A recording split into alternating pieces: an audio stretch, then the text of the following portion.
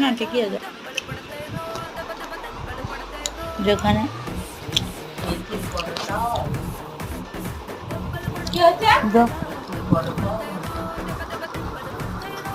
রাতের খাবার নিয়ে বসে গেছি মেথি পরোটা আর ছোলার ডাল দিদিভাই বানানো